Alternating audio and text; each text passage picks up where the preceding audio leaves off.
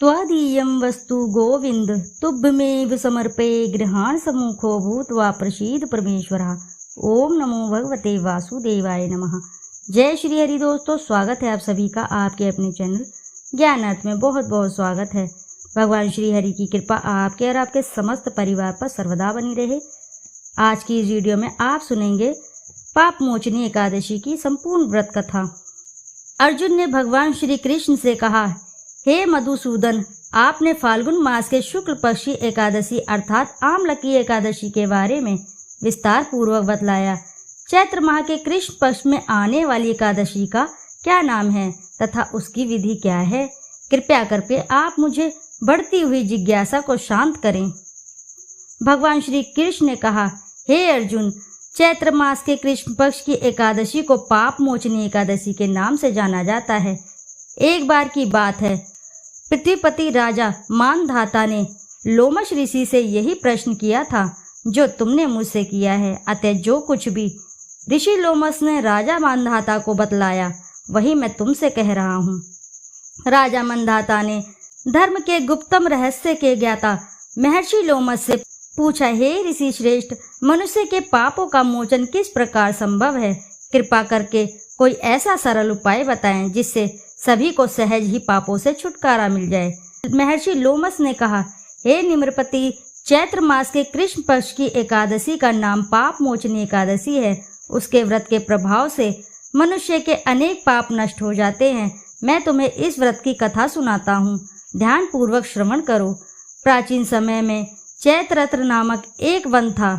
उसमें अप्सराएं किन्नरों के साथ विहार किया करती थी।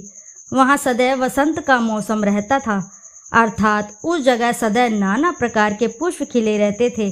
कभी गंधर्व कन्याएं विहार करती थी, कभी देवेंद्र अन्य देवताओं के साथ क्रीड़ा किया करते थे। उसी वन में मेधावी नाम के एक ऋषि भी तपस्या में लीन रहते थे। वे शिव शक्ति थे। एक दिन मंजू घोषा नामक एक अप्सरा ने उसको मोहित कर उनकी निकटता को लाभ उठाने की चेष्टा की।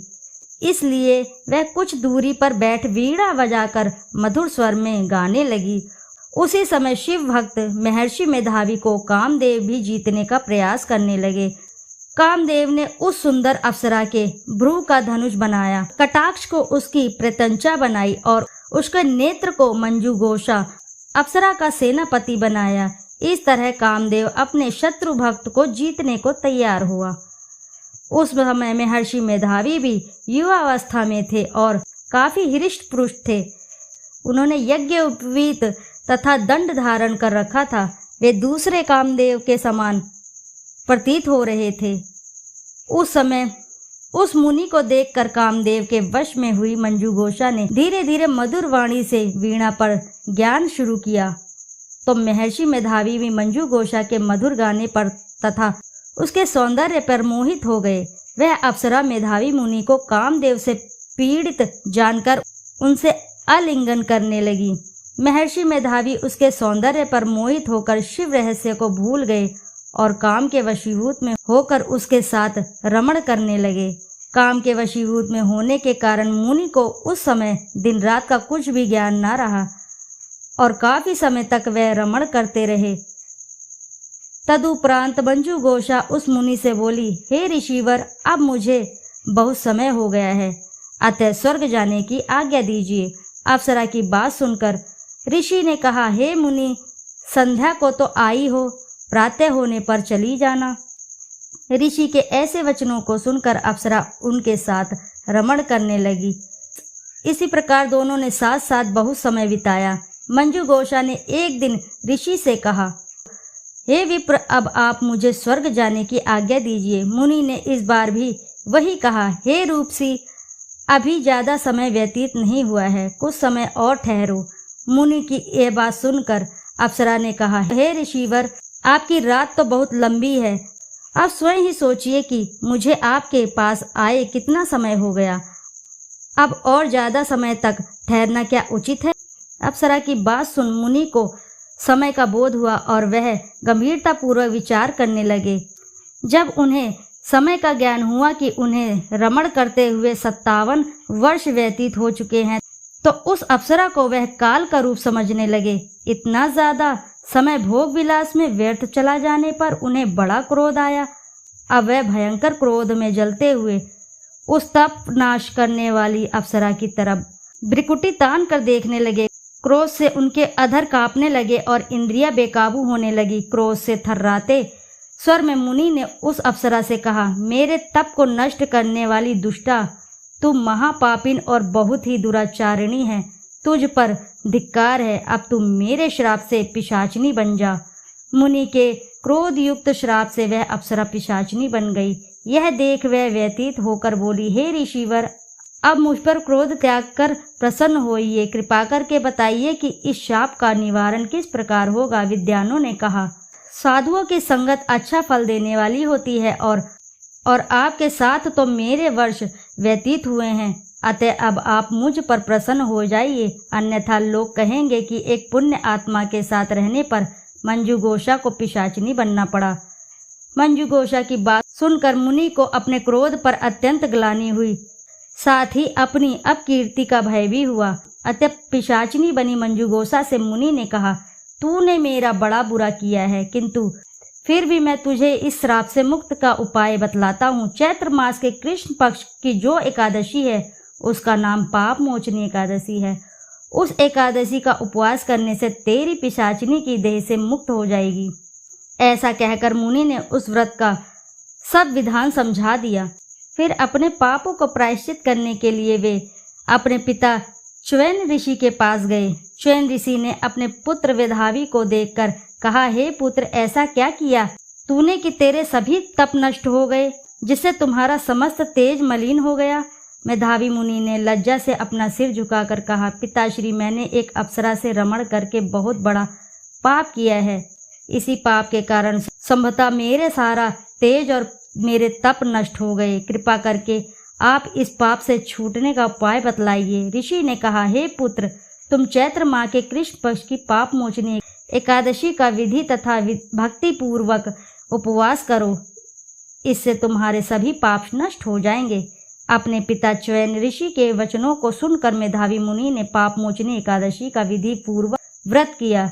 उसके प्रभाव से उसके सभी पाप नष्ट हो गए। मंजुघोषा अप्सरा भी पाप मोचनी एकादशी का उपवास करने से पिशाचिनी की देह से छूट गई और पुनः अपना सुंदर रूप धारण कर स्वर्गलोक को चली गई। अतः हे नारद, जो कोई मनुष्य विधि पूर्वक इस व्रत को करेगा उसके सारे पापों की मुक्ति होना निश्चित है, और जो कोई इस व्रत के महात्म्य को पढ़ता है और सुनता है और सुनाता है उसे सारे संकटों से मुक्ति मिल जाती है। आइए दोस्तों, अब करते हैं एकादशी माता की आरती। ओम जय एकादशी, जय एकादशी, जय एकादशी माता, विष्णु पूजा को धारण कर शक्ति मुक्ति पाता। ओम जय एकादशी, तेरे नाम गिनाऊं देवी, भक्ति प्रदान करनी, गण गौरव की देनी माता, शास्त्रों में वरनी। ओम जय एकादशी, मार्गशीर्ष के कृष्ण पक्ष की उत्पन्ना विश्वतारण जन्मी, शुक्ल पक्ष में होई मोक्षदा मुक्तिदाता बन आई। ओम जय एकादशी माता, पौष के कृष्ण पक्ष की सफला नामक है, शुक्ल पक्ष में होए पुत्रदा आनंद अधिक रहे। ओम जय एकादशी, नाम षटीला माघ मास में कृष्ण पक्ष आवे, शुक्ल पक्ष में जया कहावे, विजया सदा पावे। ओम जय एकादशी, विजया फागुन में कृष्ण पक्ष में शुक्ला आम्ल की, पाप मोक्षिनी कृष्ण पक्ष में चैत्र महाबली की। ओम जय एकादशी। चैत्र शुक्ल में नाम कामदा धन देने वाली। नाम बरुथिनी कृष्ण पक्ष में बैसाख महावाली। ओम जय एकादशी। शुक्ल पक्ष में होए मोहिनी अपरा ज्येष्ठ कृष्ण पक्षी। नाम निर्जला सब सुख करनी शुक्ल पक्ष रखी। ओम जय एकादशी। योगिनी नाम आषाढ़ में जानो कृष्ण पक्ष करनी। देव शयनिनी नाम कहाय शुक्ल पक्ष धरनी। ओम जय एकादशी। कामिका श्रावण मास में आवे कृष्ण पक्ष कहिए। श्रावण शुक्ल होए पवित्रदा आनंद से रहिए। ओम जय एकादशी। ओम जय एकादशी। अजह भाद्रपद कृष्ण पक्ष की परवर्तिनी शुक्ला। इंद्र आश्विनी कृष्ण पक्ष में व्रत से भव सागर निकला। ओम जय एकादशी। पंपकुशा है शुक्ल पक्ष में आपहरणहारी। रमा मास कार्तिक में आवे सुखदायक भारी। ओम जय एकादशी। देव उत्थानी शुक्ल पक्ष की दुख नाशक मैया। पावन मास में करूं विनती पार करो नैया। ओम जय एकादशी। परमा कृष्ण पक्ष में होती जन मंगल करनी। शुक्ल मास में होए पद्मिनी दुख दरिद्र हरनी। ओम जय एकादशी। जो कोई आरती एकादशी की भक्ति सहित गावे। जन गुर्दिता स्वर्ग का वासा निश्चय वह पावे। ओम जय एकादशी। तो बोलो जय एकादशी मैया की जय। तो भक्तों, यदि आपको कथा और आरती अच्छी लगी है तो वीडियो को ज़रूर लाइक करें और साथ ही चैनल को सब्सक्राइब करें और एक बार अपनी सच्ची श्रद्धा से कमेंट बॉक्स में ज़रूर लिख दें जय श्री एकादशी मैया की जय। जय श्री लक्ष्मी नारायण की जय। फिर मिलते हैं आपसे ऐसी ही किसी कथा कहानी में। जब तक के लिए नमस्कार।